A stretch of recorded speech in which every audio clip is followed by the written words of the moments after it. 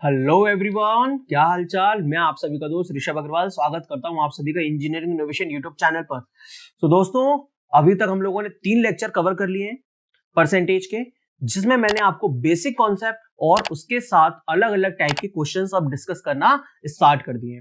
तो आज भी मैं आपके लिए क्या लेके आया हूं, आज हम करेंगे दोस्तों पहले क्वेश्चंस, जनरल क्वेश्चंस, और फिर जो कंजम्पशन वाले क्वेश्चंस है, खपत वाले क्वेश्चंस है ना, खर्चा, खपत और मूल्य वाले क्वेश्चंस है, उसमें और नए टाइप के क्वेश्चंस करेंगे। तो चलो स्टार्ट करते हैं फटाफट से, कहीं भी मत जाना, लास्ट तक देखना। बहुत जबरदस्त जबरदस्त कॉन्सेप्ट आप सीखोगे और उनकी शॉर्ट ट्रिक भी है, तो भाई छोड़ना मत वीडियो। चलो देखो यार, तो ये सारा का सारा परसेंटेज का चार्ट अब आपके दिमाग में बैठ गया होगा मेरे हिसाब से। अब हमें रिवाइज करने की जरूरत नहीं है, ठीक है। कुछ कुछ देख लीजिए, जैसे 1/8 12.5, 3/8 37.5, 5/8 62.62। मान लो 1/6 है, तो 1/6 कितना होता है, 16 सही 2/3%। तो अगर 5/6 निकालना है तो ये कितना हो जाएगा, 16 पंजे 80 इंटू 5 इंटू 2 10/3%। क्या ये सही लिखा हुआ है? नहीं सर, ये प्रॉपर फ्रैक्शन में नहीं है। तो अपन को क्या करना पड़ेगा, 80 प्लस का इसको कितना लिखेंगे, 3 सही 1/3%। समझ गए? क्योंकि 3 3 9 बच गया, एक रिमाइंडर, तो ये हो जाएगा 83 सही 1/3%। तो 5/6 आपको याद होना चाहिए, आज यूज भी होगा ये, ठीक है। चलो आगे चलते हैं। ये सारे के सारे भी मैंने आपको बता दिए। 4/7 कितना होता है, 5/7 71/3/7 होता है, 4/9 7/9। और ये वाला बताया था कि 1/9 में एक डिजिट रिपीट होती है 11.11, और 1/11 में दो डिजिट्स रिपीट होती हैं। ये सब जानते हैं हम लोग। चलिए तो अब स्टार्ट करते हैं। पहला क्वेश्चन आज का मैं आपको कराता हूं, ये लीजिए देखिए। ये आज का पहला क्वेश्चन, इसमें बोला है कि A 75% less than B, A B से 75% कम है। तो भाई 75% कितना होता है, क्या 75% डायरेक्ट पता है? बिल्कुल पता है, 75% तो पता ही होना चाहिए। कितना होता है, 3/4 होता है। तो ये वाली जो वैल्यू है नीचे वाली, ये होती है ओरिजिनल, और ऊपर वाली वैल्यू क्या होती है, रिजल्ट। किस चीज का रिजल्ट है, देखो भाई कैसे समझेंगे। 4 जो है 4, अगर इसका 75% निकालेंगे तो 3 आएगा, ठीक है। तो नीचे वाला नंबर हो गया, उसका रिजल्ट क्या है, ऊपर। बहुत बढ़िया। तो ए 75% लेस देन है बी से। तो बी मान लीजिए 4, और 4 का 75% कितना होता है, 3। तो 3 घटा देंगे, बी को मान लेंगे कितना, 4। और जो ए है वो बी से 75% कम है, तो माइनस का 3 करना है, तो 1 आ जाएगा। बहुत बढ़िया सर, बहुत ही बढ़िया। अब कह रहा है सी ए व बीच के अंतर का 75% है। तो सी जो है वो क्या है, ए और बी के बीच के अंतर, मतलब 3, 4 माइनस 1 3, 3 का 75% है। सी ए व बी, ए और बी के बीच के अंतर का 75% है। तो जो इनके बीच में डिफरेंस है वो 3 है, तो उस 3 का 75% मतलब 3/4। तो सी कितना है, 9/4 है। तो इस रेशियो को लिखेंगे 1:4:9/4। अभी ये सही नहीं लग रहा है, इसको अच्छे से बनाने के लिए, सारी वैल्यूज को इंटीजर में बनाने के लिए क्या करेंगे, ऑब्वियस सी बात है 4 से गुणा कर देंगे। तो 4 से जब गुणा कर देंगे तो कितना हो जाएगा, 4:16:9। तो ये आ गया अपने पास A:B:C। अब क्या कह रहा है, सी ए से कितना प्रतिशत अधिक है। तो भाई बता दीजिए, सी जो है ए से कितना परसेंट अधिक है, देखिए 5 अधिक है। तो परसेंटेज में निकालना है तो पहले लिखेंगे चेंज, नीचे लिखेंगे ओरिजिनल। तो चेंज कितने का आया, 5 का, और किससे, ए से कितना अधिक है, तो वो आ जाएगा नीचे, मतलब 4। प्रतिशत में निकालना है तो 100 का मल्टीप्लाई, तो कितना हो जाएगा, 5/4 होता है मेरे भाई 1.25 इंटू 100, 125%। तो 125% अधिक है। ये हो गया क्वेश्चन नंबर फर्स्ट। तो देखिए दोस्तों, इस क्वेश्चन को समझते हैं। यहाँ पे 4 वेरिएबल दे रखे हैं, ए बी सी और डी। तो ध्यान से देखना, देखो यार यहाँ पे क्या बोल रखा है, यहाँ पे बोला है कि ए बी से 25% अधिक है। तो पहली बात तो 25% लिख लेते हैं, कितना होता है 1/4। 40% कितना होता है, 40% होता है 2/5, 1/5 20, तो 2/5 40। और 30% कितना होता है, 30% कुछ नहीं 3/10 हो जाएगा, 3/10, ठीक है। बस ये हो गया। अब देखो क्या कह रहा है, ए बी से 25% अधिक है, तो A:B कितना आ जाएगा, 25% अधिक। तो बी को 4 मान लो और ए उससे 25% ज्यादा है। 4 का 25% कितना? 1, तो 5 मतलब 1 जोड़ देंगे तो 5 हो गया। B C से 40% कम है। 40% होता है 2/5, तो B/C कितना आएगा? देखो B C से कम है तो C को मान लो 5 और कितना करना है? 2 को सब्ट्रैक्ट करना है, तो ये हो गया 3, तो B कम आ गया C से। C/D निकालना है। C D से 30% अधिक है, तो D को मान लेंगे 10 और 30% कितना हो गया? प्लस का 3, तो ये हो गया 13। ये कितना हो गया? 13। समझ में आ गया? बिल्कुल। अब बोल रहा है by what percentage A less than D। अब आपको कुछ नहीं करना है, तीनों रेशियो को आपस में गुणा कर देना है, तो A/B into B/C into C/D, तो 5/4 इंटू 3/5 इंटू 13/10। क्या कट रहा है? 5 से 5 उड़ गया, कितना बचा? 13 तिया 39/40, तो A/D आ गया 39/40। अब पूछ रहा है क्या? By what percentage A less than D। A D से कितना कम है? तो बताओ भाई, D से कितना कम है? 1 यूनिट कम है, तो 1 किससे कम है? D से, इंटू 100% में करने के लिए, तो 100/40 कितना होता है? 2.5%। तो कितना परसेंट कम है? 2.5% कम है। फटाफट चलते हैं अगले क्वेश्चन की तरफ। इस क्वेश्चन को देखिए, ये क्वेश्चन भी एक बेहतरीन क्वेश्चन है, थोड़ा आराम आराम से समझना पड़ेगा। यदि 120 को x% घटाने पर, मैंने पहले ही बता रखा है जब भी घटाने या बढ़ाने की बात है प्रतिशत में, तो 100 में से घटाते हैं या बढ़ाते हैं। तो 120 जो है वो x% घटाने पर, तो 100 माइनस x%, जो परिणाम आएगा वो किसके बराबर होगा? 40 को x% बढ़ाने पर परिणाम के समान है। तो ये किसके बराबर है? 40 को x% बढ़ाने पर, तो 100 प्लस x%, ये दोनों एक दूसरे के बराबर हैं। अब यहां पे पहले क्या करेंगे? सॉल्व करके x की वैल्यू निकालेंगे, तो 120 और 40 कट जाएगा, 40 दिया 120, तो ये आ गया 300 माइनस 3x, परसेंट से परसेंट भी कट जाएगा, बराबर 100 प्लस x, तो 4x बराबर 200 आ जाएगा। 3x उधर जाएगा, 4x 100 इधर आएगा, माइनस का होगा तो 2, तो x की वैल्यू आ गई 200/4 बोले तो 50। ये आ गई x की वैल्यू। अब पढ़ो आगे, तो 210 का x%, तो 210 का x% मतलब 50%, 180 के x प्लस 20%, 180 के x प्लस 20 मतलब 70%। फिर से लिखता हूं मैं इसको, 120 का 180 का 70% से कितना प्रतिशत कम है? कौन? 210 का x% मतलब ये वाली चीज, इस 120 के x प्लस 20%, 180 के x प्लस 20% मतलब इस वाली चीज से कितना प्रतिशत कम है? तो ये कितना कम है? तो भाई निकाल के देख लो पहले, तो 210 का 50% कितना हो गया? आधा करना है, 105 हो गया। 180 का 70% कैसे निकालेंगे? प्रतिशत को हटाने के लिए मैंने क्या बोला था? डिवाइड बाय 100 कर देते हैं, डिवाइड बाय 100, तो ये कर दो डिवाइड बाय 100। ऊपर भी 0 0 है, नीचे भी 0 0 है, तो 18 इंटू 7 कितना हो जाएगा? ये 105 हो जाएगा, और 18 7 7 8 56 की 6 और 5, 7 एकम 7 और 5 12, 126 आ गया। तो भैया आप ही बता दीजिए कि 105 126 से कितना कम है? तो 105 126 से कितना कम है मेरे भाई? सर 21 कम है, 21, तो 21 अपॉन किससे कम है? 126 से। 21 अपॉन 126 इंटू करेंगे कितना?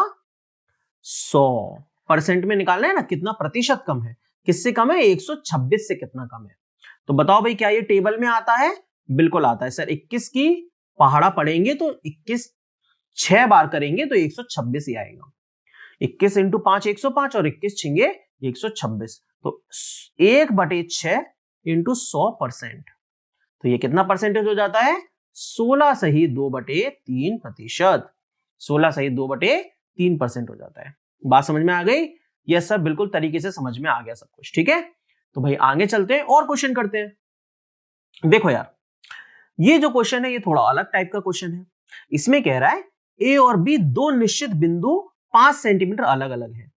तो ये दो बिंदु बना दी हमने, ए और बी, एक दूसरे से 5 सेंटीमीटर अलग है। ठीक है भाई, ए बी पर एक बिंदु है, यदि AC इक्वल टू 3 सेंटीमीटर। तो इनके बीच में एक बिंदु भी दे रखा है, तो ये सी आ गया, और ये कितना है 3 सेंटीमीटर,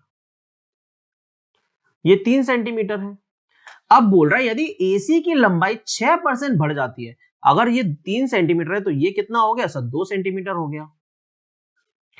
अब कह रहा है एसी की लंबाई 3 सेंटीमीटर से 6% बढ़ जाती है, तो भाई बताओ 3 सेंटीमीटर का 6% कितना हो जाएगा, 6% तो 6/100, 3 6 18, तो 18/100 मतलब 0.18। तो भाई ये अब ये बढ़ के कितनी हो गई, ये अब नई लाइन खींच देंगे, तो ये बढ़ के थोड़ा सा इंक्रीज हो गया, ये ना इंक्रीज हो गया, और ये 3.18 हो गई। तो फिर बोल रहा है सीबी या बीसी की लंबाई कम हो जाएगी, कितना प्रतिशत कम हो जाएगी। तो भाई सिंपल सी बात है, ये 0.18 बढ़ा है, तो ये वाली जो चीज है ये 0.18 कम हो जाएगी। कितना रिडक्शन आएगा, 0.18 का कम हो जाएगा। तो 0.18 ये रिड्यूस हो जाएगी, कितनी कम हो जाएगी 0.18।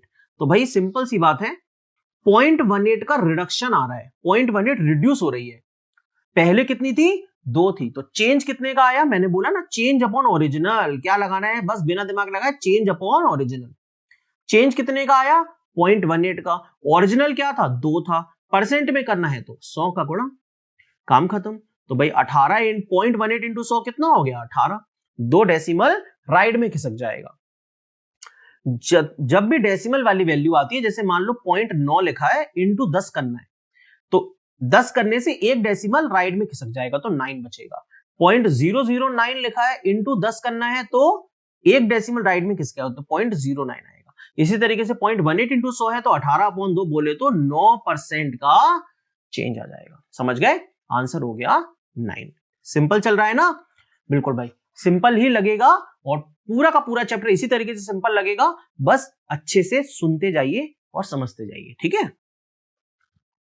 इस क्वेश्चन को देखिए, इसमें क्या कह रहा है, the income of A is 40% more than that of B. तो 40% कितना होता है, 2/5 होता है।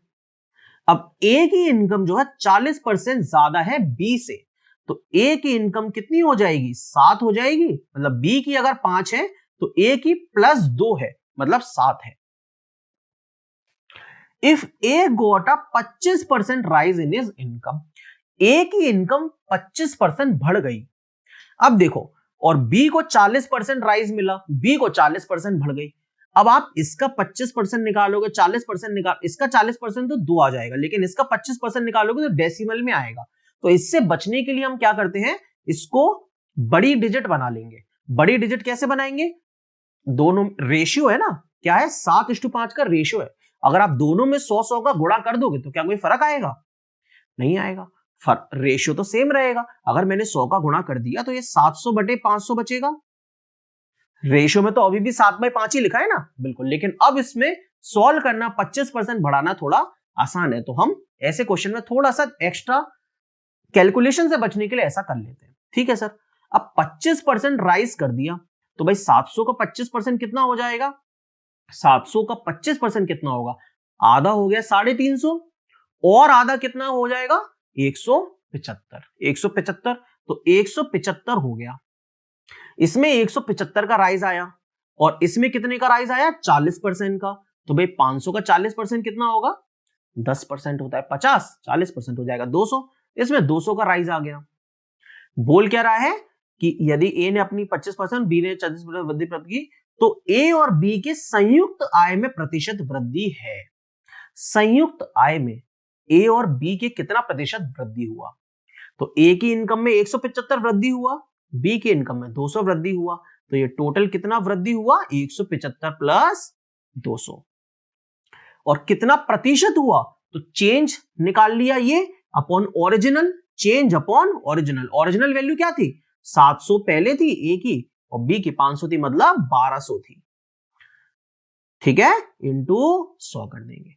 चेंज ऊपर, ओरिजिनल वैल्यू नीचे, टोटल इनकम लिख दी मैंने, ठीक है, बहुत ही बढ़िया सर, बहुत बढ़िया। तो 2 जीरो से 2 जीरो निपट गया, ये बच कितना गया 375/12। अब इसको सॉल्व कैसे करें भाई, बहुत ही सिंपल है, देखो 375 12 से डायरेक्टली तो डिवाइड होगा नहीं, लेकिन आपको ये ध्यान आ रहा होगा 12 तिया 360, 12 तिया 36 होता है, तो इसको लिख लो 360 प्लस 15 अपॉन 12। अब 360 अपॉन 12 कितना हो गया 30 प्लस 15 अपॉन 12, और 15 अपॉन 12 कितना हो जाएगा 12 एकम 12, और अगर 12 का 1/4 करेंगे तो 3 आएगा, 12 का 1/4 करेंगे तो 3 आएगा, तो 12 एकम 12, एक वो हो गया, फिर 3 अपॉन 12 1/4 0.25, तो 1 प्लस 0.25 1.25 मतलब 31.25। कोई दिक्कत नहीं है भाई अगर अजीब लग रहा है सुनने में, आदत पड़ जाएगी, चिंता मत करो, ठीक है। मुझे तो प्रैक्टिस है तो मैं कर लिया, आप लोगों को भी आदत हो जाएगी, डोंट वरी अगर आप पहली बार पढ़ रहे हैं तो। और जो इंसान पहले पढ़ चुका है या थोड़ा बहुत उसे आता है, वो प्रैक्टिस में बना हुआ है, तो वो आराम से कर सकता है, कोई दिक्कत नहीं, आराम से हो जाएगा, ठीक है। चलिए देखिए इस क्वेश्चन को, ये भी एक बहुत ही प्यारा क्वेश्चन है, अलग टाइप का क्वेश्चन है ये। यहां पे बोला है यदि कोई छात्र किसी संख्या को 11/16 के बजाय 7/12 से गुणा कर देता है, तो भाई देखिए सबसे पहली बात तो इसमें 2 गुणा करने पड़ेंगे, कोई संख्या है उसमें 7/12 का गुणा करना है और 11/16 का गुणा करना है। तो सबसे इंपॉर्टेंट ये होता है कि इसमें संख्या को क्या माना जाए। तो सिंपल यह है, जब भी फ्रैक्शन दे रखा हो तो ऐसी कोई संख्या लो जो कि इन दोनों फ्रैक्शन से कट जाए, मतलब आपको सिर्फ क्या करना है, जो डिनोमिनेटर है ये जो है इसका एलसीएम लेना है। अगर एलसीएम आपने लिया 16 का और 12 का तो क्या आ जाएगा भाई, सिंपल सी बात है 48। तो यही क्या हो गया हमारा नंबर, इसको आप नंबर मान लो, ये क्या है हमारा नंबर, 48 वो नंबर है। अब क्या हो रहा है, इस नंबर में 2 बार मल्टीप्लीकेशन हो रहा है, एक तो हो रहा है 11/16 का, है ना, 11/16 का होना था लेकिन 7/12 का कर दिया। तो देखो अगर 11/16 का गुणा करेंगे तो 48/16 कितना बचेगा, 3 3 इंटू 11 33 ये आ जाएगा, और यहाँ पे 7/12 का अगर गुणा किया तो क्या हो गया 48/12, 4 इंटू 7 28। एक और बार पढ़ो स्टेटमेंट क्या कह रहा है, यदि कोई छात्र किसी संख्या को 11/16 के बजाय 7/12 से गुणा करता है, करना था 11/16 से, तो ये जो है वो करेक्ट वैल्यू है, राइट वैल्यू है, ये राइट वैल्यू, राइट, अबे क्या होगा उसे, हाँ राइट वैल्यू है ये, और ये क्या है रॉन्ग वैल्यू है, इससे गणा कर दिया। तो कह रहा है तो प्राप्त उत्तर में परसेंटेज त्रुटि कितनी होगी, तो बताओ भी कितना एरर है, -5 का, 5 का एरर है upon original value, change upon original, original value क्या है 33 है, तो 5/33 इंटू 100 बस, तो ये आ गया भाई 500/33। अब 500/33 को कैसे सॉल्व करें, तो भाई देखो 33 एकम 33 होता है, फिर बच गया 17, 17 बच गया 50 से, तो 17 हो गया 170, कितना हो गया 170। अब अगर आप 33 पंजे करोगे तो वो 165 आ जाएगा, तो 5 बार 165, अभी भी बच गया 5, डेसिमल लगाओगे 0 हो जाएगा, फिर से 1, तो बस 15.1 आंसर ही आ गया बी, 15.1%, 15.1%, ये हो गया 500/33 का आंसर, 15.1% का एरर आ जाएगा, ठीक है। मजा आ रहा है ना भाई, चलिए और कुछ क्वेश्चन कराता हूं। देखो इस क्वेश्चन में मजा आएगा, यहां पे अब वही खपत वाला मूल्य है ना, खर्चा खपत ये सब वाला कंसेप्ट चालू हो गया। देखो यार, एक वस्तु की कीमत में 36% की वृद्धि हुई है और खरीदी गई मात्रा में 30% की कमी आई है। वस्तु की कीमत में वृद्धि हुई है और खरीदी गई मात्रा में मतलब क्वांटिटी या कंजम्पशन में 30% की कमी आई है, तो भैया वस्तु पर खर्च की गई राशि में प्रतिशत वृद्धि या कमी क्या है। तो यह सिंपल सी बात है, जो भी खर्च है, जो भी हमने खर्चा किया है, अमाउंट स्पेंड, जो भी खर्चा है वो किसके बराबर होगा, कितना प्राइस है और कितना खरीदा है ना। गेहूं कितने रुपए प्रति किलोग्राम है और कितना किलोग्राम खरीदा हमने, प्राइस इंटू क्वांटिटी, वो हो गया अमाउंट स्पेंड, खर्चा। अब अगर हमें निकालना है कि अमाउंट स्पेंड या खर्चे में कितना चेंज आया है, तो उसके लिए हमें प्राइस को क्वांटिटी से मल्टीप्लाई करना होगा, जो भी खर्चा है उसको, जो भी प्राइस है मतलब कीमत है उसको क्वांटिटी से मल्टीप्लाई कर देंगे। तो प्राइस में चेंज कितना आया है, देखो एक वस्तु की कीमत 36% की वृद्धि हुई है, 36% को कैसे लिखेंगे? बहुत ही सिंपल है। देखो 36 में छुपा हुआ है भाई, अगर तुम नहीं सोच पा रहे हो तो 4, क्या छुपा है? 4। 36 में छुपा है 4, 9 इंटू 4, तो 4% कितना होता है? 1/25। या फिर कुछ भी नहीं सोच पा रहे हो तो खत्म करो खेल, 36/100 कर लो। अब किससे कटेगा? ऑब्वियस सी बात है 4 से कटेगा। 4 नम्मा और 4 25, 9/25 आ गया, काम खत्म, है ना? चलो ये भी ठीक है। और 30% भी बोल रहा है, तो 30% क्या हो जाएगा? 30% हो जाएगा 3/10। इसमें तो दिमाग ही नहीं लगाना। अब क्या कह रहा है? कीमत में 36% की वृद्धि हुई है, तो प्राइस में पहले देखो प्राइस कितनी थी? 25, लेकिन अब इंक्रीज हो गई, तो प्लस का 9 कर देंगे तो 34 हो गई है। जो खरीदी गई मात्रा है, क्वांटिटी है, वो पहले कितनी थी? 10 थी, और उसमें 30% की कमी आई है, तो माइनस का 3 करेंगे, तो ये हो जाएगा 7। तो प्राइस भी आ गया, क्वांटिटी भी आ गया, तो भाई अमाउंट स्पेंड कैसे होगा? अमाउंट के लिए प्राइस इंटू क्वांटिटी कर देंगे। 25 इंटू 10 इस्टू 34 इंटू 7। ठीक है, बिल्कुल सही बात सर। अब देखो कितना हो जाएगा भाई, कुछ कट पिट रहा है यहां से? कट तो जाएगा वैसे, 2 से देखोगे तो 2 17, और 2 से देखोगे तो 5। ठीक है, और कुछ कट रहा है? नहीं, और कुछ तो नहीं कट रहा। तो 25 पंजे होता है 125, और 17 सत्ते हो गया 85, 102, 119, ये आ गया। ये है अमाउंट स्पेंड। तो अमाउंट पहले कितना खर्चा हो रहा था? 125, अब कितना हो रहा है? 119। तो कितना प्रतिशत का वृद्धि या कटौती आई है? तो भाई कितने का चेंज हुआ है? 6 का चेंज हुआ है, लेकिन ओरिजिनल वैल्यू कितनी थी? 125 थी, इंटू 100। तो कितने से कटेगा ये? 25 से कट जाएगा। 25 चौक 100, और 25 पंजे 125, है ना? कितना आ गया? 6 इंटू 4, 24/5 आ गया, और 24/5 कितना हो जाएगा? 4.8%। और क्या आई है? ये कमी आई है, माइनस का 6, तो 4.8% डिक्रीज हो जाएगा। जो हमारा खर्चा है वो 4.8% डिक्रीज हो जाएगा। ठीक है, समझ में आया ना? एक और क्वेश्चन ऐसा कराता हूं, देखो देखो यहां पे क्या बोल रहे हैं? Price of oil is increased by 20%, है ना? जो तेल है उसका प्राइसा 20% बढ़ गया। अब 20% क्या होता है? 20% होता है सर 1/5, बढ़ गया तो प्लस का 1। कंजम्पशन डिक्रीज हो गया 8 सही 1/3% से, तो 8 सही 1/3% कितना होता है? बोलो, अब 1/12 होता है, और कंजम्पशन डिक्रीज हुआ है तो माइनस का 1 आ जाएगा। ठीक है, तो देखो प्राइस कैसे चेंज होगी? प्राइस बढ़ गई है 20%, तो पहले थी 5, अब +1 करके हो जाएगी 6। कंजम्पशन डिक्रीज हुआ है, तो पहले था 11, -1 करके हो जाएगा, पहले था 12 सॉरी, -1 करके हो जाएगा 11। अब बोल रहा है what is the percentage increase और डिक्रीज इन द एक्सपेंडिचर? जो खर्चा है उसमें कितना चेंज आया? तो खर्चा है प्राइस इंटू कंजम्पशन, तो निकाल दो। 5 इंटू 12 इस्टू 6 इंटू 11, इन दोनों को बीच में मल्टीप्लाई कर देना है। तो देखो ये तो कैंसिल आउट हो रहा है ना, तो कैंसिल कर दो, 6 से कटेगा 2 बार, तो ये आ गया 10:11। तो जो खर्चा है वो क्या हुआ? 1 यूनिट बढ़ गया, तो प्लस का 1, तो प्लस का 1 divide by original value 10 into 100, तो कितना परसेंट चेंज आया? 10% इंक्रीज। 10% इंक्रीज, 10% इंक्रीज हो गया खर्चा। ठीक है, बहुत ही बढ़िया। मतलब अगर पैसे 20% बढ़े और कंजम्पशन इतना ही प्रतिशत कम हुआ, तो खर्चा जो है वो थोड़ा सा बढ़ जाएगा, 10% बढ़ जाएगा। बढ़िया लगा ना? चलो अब मैं आगे एक नए कंसेप्ट की तरफ ले चलता हूं। देखो यहां पे क्या लिखा है?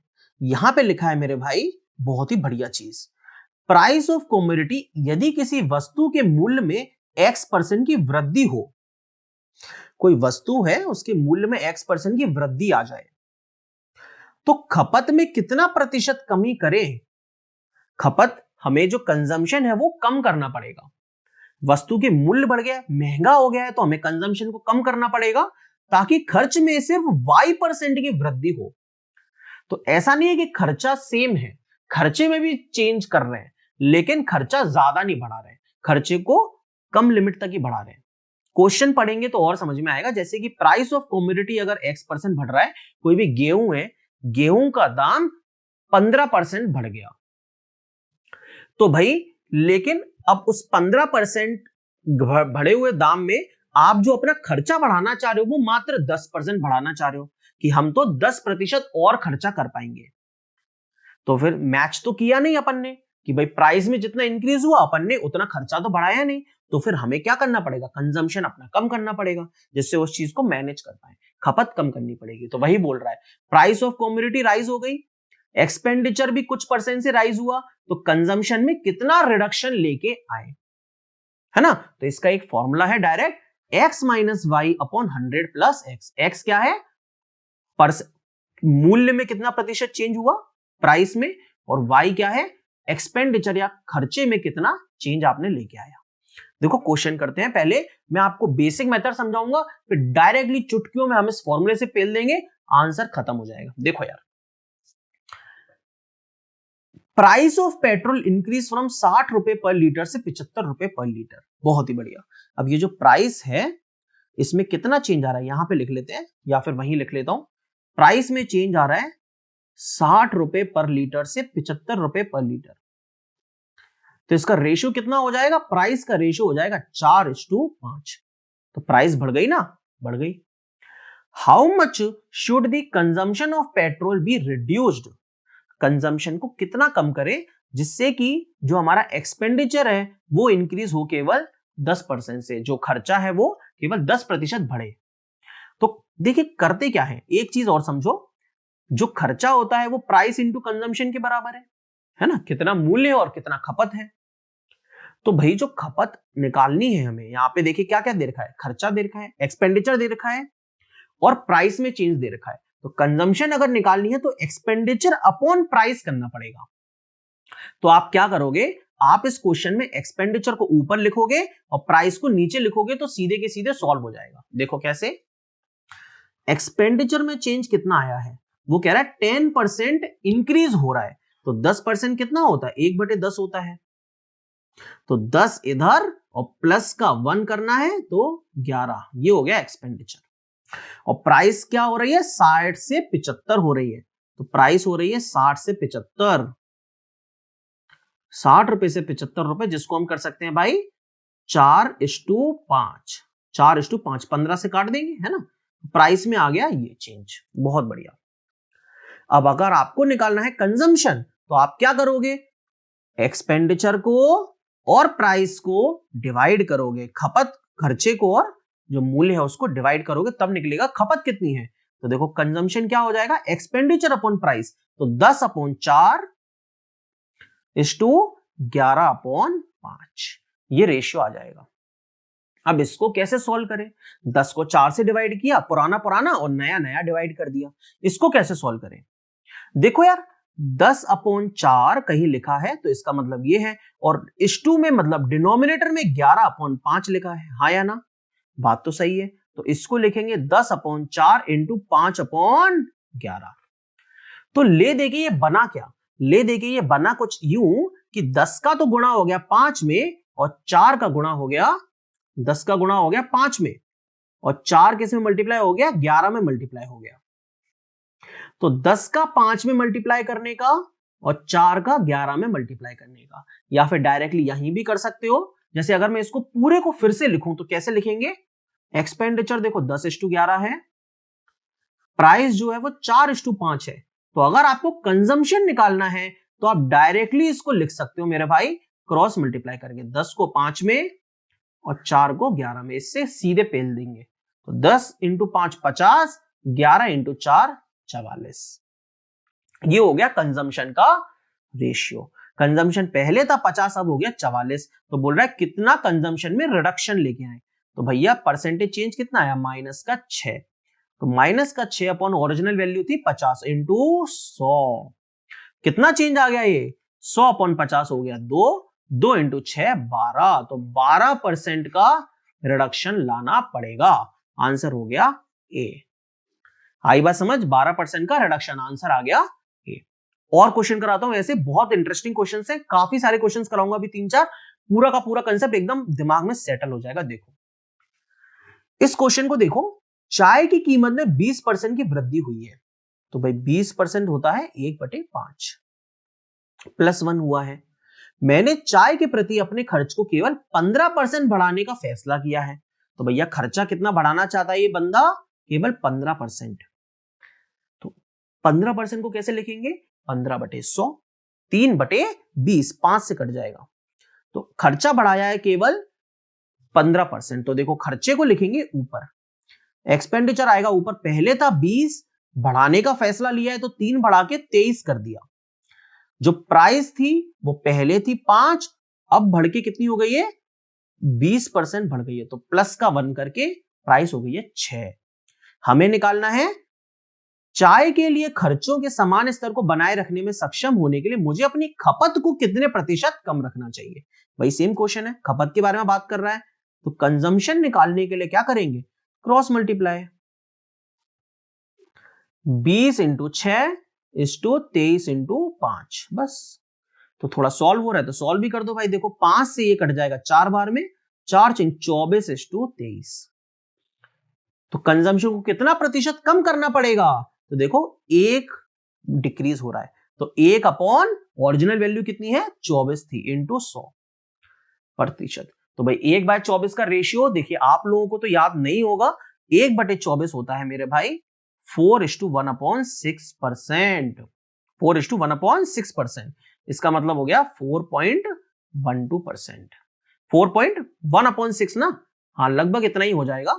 चलिए देखो यहां पे लिखा भी है, ये रहा 1/24, तो ये रहा 4.16, हाँ सही लिख रहा था मैं, 4.16% जी।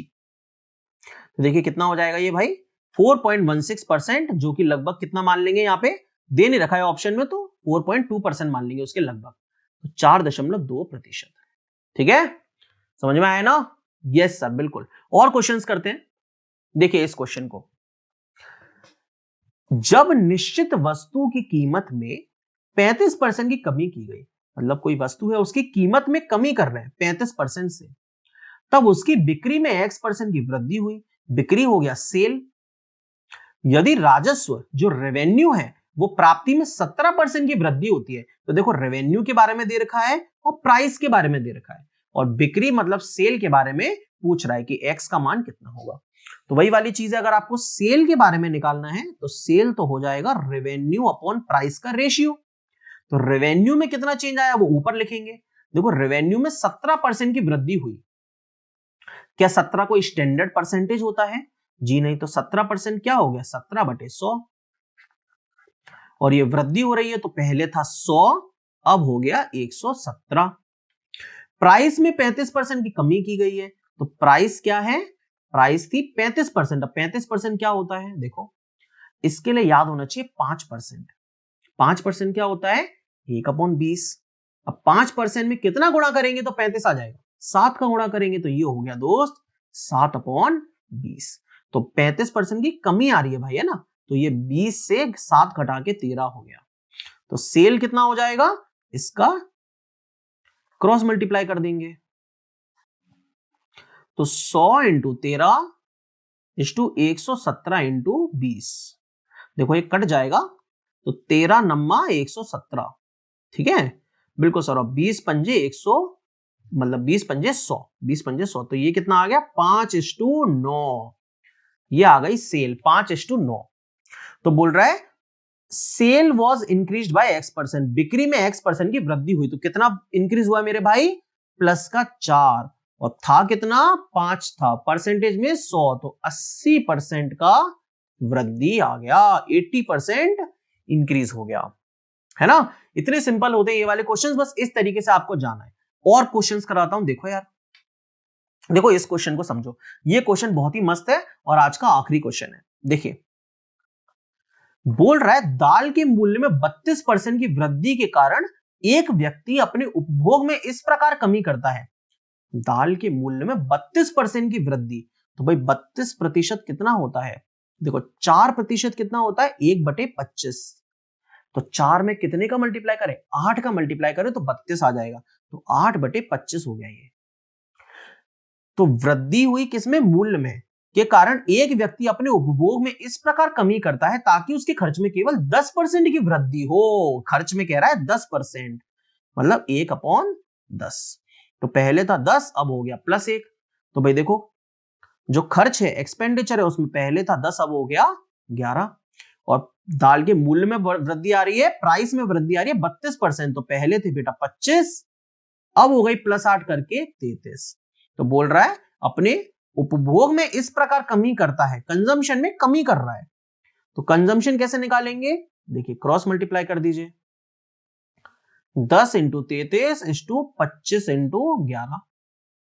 कट पिट जाएगा ये 5 से 2 बार, 5 से 5 बार, 11 से 1 बार, 11 से 3 बार, तो आ गया 6:5।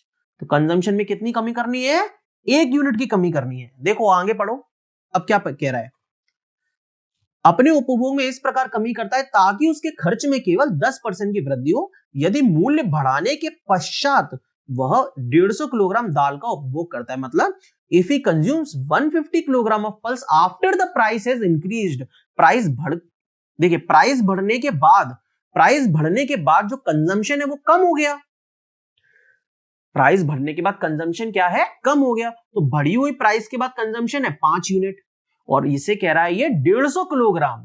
जी हाँ, देखो क्वेश्चन को एक और बार पढ़ लो, कोई दिक्कत नहीं है। Due to increase of 32% price of pulse, जो मूल्य है वो बढ़ गया, 25 से 33 हो गया। एक पर्सन अपना कंजम्पशन को कम कर देगा, कंजम्पशन 6 से 5 हो गया। तो कह रहा है if he consumes 150 kilogram after the price is increased, मतलब ये 5 यूनिट वाली चीज को 150 किलोग्राम कह रहा है। तो 1 यूनिट कितना हो जाएगा दोस्त, ऑब्वियस सी बात है 30 किलोग्राम हो जाएगा। बोल रहा है then how much pulse was consumed by him initially, और इनिशियली कितना कंज्यूम करता था, 6 यूनिट, और 6 यूनिट कितना हो जाएगा, 1 यूनिट 30 है तो 6 यूनिट हो जाएगा, 6 × 30, डॉट कहां से आ गया इसमें, 6 × 30 बोले तो 180 किलोग्राम वो कंज्यूम करता था। तो बस यही आंसर निकालना है आपको, कितना कंज्यूम करता था, 180 किलोग्राम। ठीक है, तो ये है मेरे भाई आपका परसेंटेज। इस तरीके से अपन काम करेंगे और इसी लेवल पे काम करेंगे, और अलग अलग टाइप के क्वेश्चंस 1 बाय 1 में आपको सिखाता जाऊंगा। इस तरीके से क्यूमुलेटिव फॉर्म में इस तरीके से बनाकर, बिल्कुल स्टेप बाय स्टेप चीजों को समझ के, पहले ये टाइप, फिर वो टाइप, फिर इजी लेवल, फिर उसका हार्ड लेवल, ऐसे आपके दिमाग में एक लैडर फॉर्म हो जाएगी। और ये परसेंटेज का जो भी क्वेश्चन आपको दिक्कत करेगा, आप उसी समय उस वीडियो को खोल के देख सकते हो और रिवाइज कर सकते हो। तो मैं बहुत काम कर रहा हूं आप लोगों को इस तरीके से सीक्वेंस में देने के लिए, जिससे आपको हर एक टाइप की चीजें मैं सिखा सकूं। अगर आप इस लेक्चर को सच में दोस्तों दिल से फॉलो करते हैं, तो मैं आपको गारंटी दूंगा कि अगले 1 से 1.5 महीने के अंदर आप एप्टीट्यूड इतना बेहतरीन लेवल पे काम करने लगोगे, इतना बेहतरीन लेवल पे सीख जाओगे जितना आपने कभी ना सोचा हो। थोड़े थोड़े स्टेप्स में हम बढ़ रहे हैं, 12-12, 15-15 क्वेश्चंस में आपको करवा रहा हूं डेली, जिससे आपके ऊपर लोड भी ना है और आप बाकी चीजें भी सीख सके। तो अगर आपको एप्टीट्यूड की सीरीज पसंद आ रही है भाई, तो इसे डेली कंटिन्यू देखिए, दोस्तों को शेयर कीजिए, और ये वीडियो पसंद आई है तो फटाफट इसमें लाइक भी कर दीजिए। जो भी फील होता है आपको, अच्छा बुरा कैसा भी, आप कमेंट्स में जरूर बताइए। अगर और इंप्रूवमेंट का चांस हुआ तो मैं जरूर इंप्रूवमेंट करूंगा। ठीक है दोस्तों, मिलूंगा आपसे कल के दिन अगले लेक्चर में, तब तक के लिए थैंक यू।